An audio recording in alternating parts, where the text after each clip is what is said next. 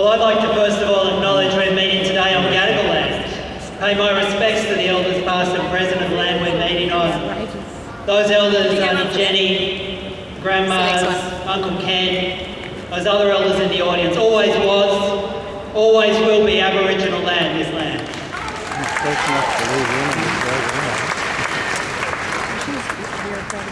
I think all of us saw those images on Monday, and we didn't see it on Monday, we forced ourselves to watch it afterwards. And to see that brutality against those young boys that are meant to be in the care of the state, meant to be looked after by the state, and to realise that two of the boys we saw there, the only reason they were in jail was because they'd been refused bail for minor crimes because they had nowhere to live. They had no home. And that was the home that was given to them by the Northern Territory government. And what we saw wasn't a home. What I saw was a torture chamber that they've been living in for week after week after week. And it needs to close. And every one of those boys, and every one of those young men need to be released into the community with care and support and love, and it needs to happen now.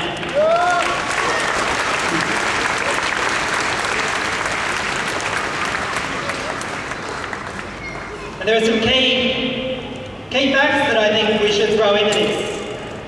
The Prime Minister, Malcolm Turnbull, would like us to think this is a problem for the Northern Territory.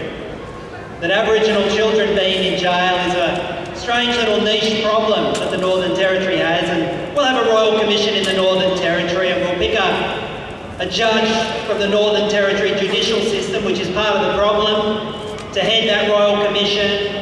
And the government that was complicit and knew what was happening, they can sit at the table and design and run the Royal Commission, and Malcolm Turnbull thinks we're just going to swallow that. Well, we're not. This is a national problem, which the nation has known about, our key decision makers have known about for decades and failed to take any action. 25 years ago, we had the Black Deaths in Custody Royal Commission. Hundreds of recommendations made, which if they'd been implemented, that Four Corners show would never have happened. Because at the core of those recommendations is the acknowledgement that our Aboriginal people and Torres Strait Island people, the first peoples of this nation, the people who had custodianship of this nation and left it as this extraordinary continent, they are the most incarcerated people on the planet. And our decision makers have known it for decades, have known it for over a century. It's not just the fact that 95% of the kids in the NT jails are Aboriginal kids, we know that. We've heard that this week.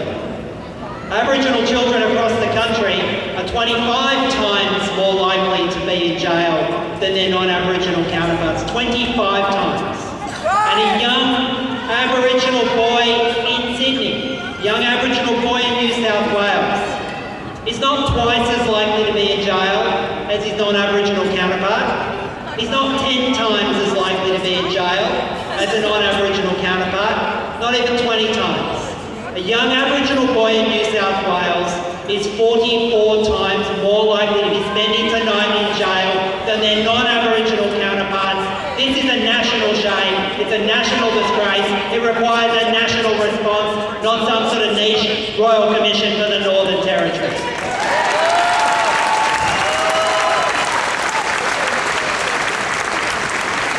If the Northern Territory Police had video of Aboriginal men committing that violence against prison guards, or Aboriginal boys committing that violence against Aboriginal citizens, we wouldn't be talking about a Royal Commission.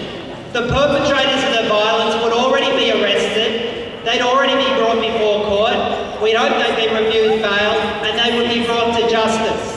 But instead of those committing the violence being in prison as inmates, those committing the violence are in prison as employees of the state, committing violence against citizens, and there's been no criminal investigation even started. What is wrong with our criminal justice system? What is so deeply wrong with it? It must change.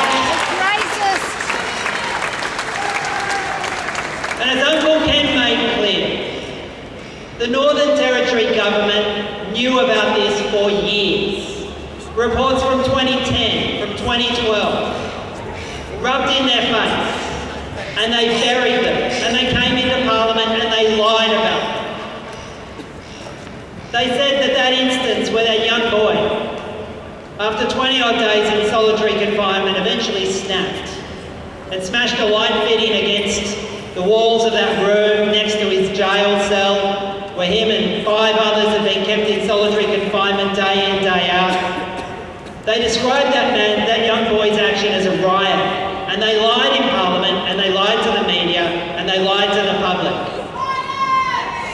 They knew about these crimes. They knew about these crimes.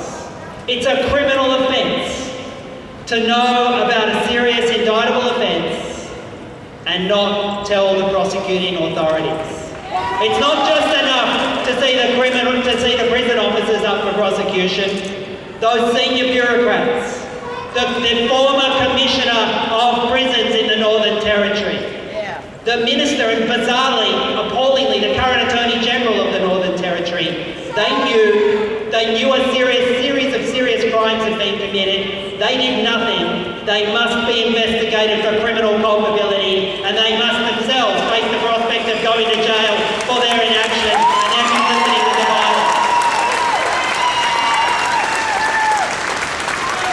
But I said before, this is not just a Northern Territory problem. For the last 3 years, Nigel Scullion has been the coalition government's Minister for Aboriginal Indigenous Affairs, Nigel Scullion. And where does Nigel Scullion live? Where does he go home to? What is the community he talks to when he's not in Parliament? He comes from the Northern Territory. He lives in the Northern Territory. A small population, just 250,000 people. It's like a small town. Does anybody seriously believe that Nigel Scullion, the federal minister, didn't know basically what had been going on at Dondale? Does anybody seriously believe that he went back to home and he closed his ears and he closed his eyes and he ignored everything? I don't. I believe that he knew of the institutional failings in the Northern Territory and he failed to act. This is a racist. He knew, the Commonwealth government knew, the Northern Territory government knew, and they allowed this brutality to go. What a disgrace. Well, we need to say, what will we do collectively? The first thing we need to do is make a commitment to get Aboriginal children out of jail in New South Wales, close the juvenile detention centres, and not spend $4 billion on more jails, like the Baird government does, not aggressively push bail laws and consorting laws, which we know will put more Aboriginal people in jail. We need to get the kids out of jail, not just in the Northern Territory, but around the country. And we need to start a movement that has a National Royal Commission, a national response, and our kids out of jail, Aboriginal kids across this country. Thank you so much.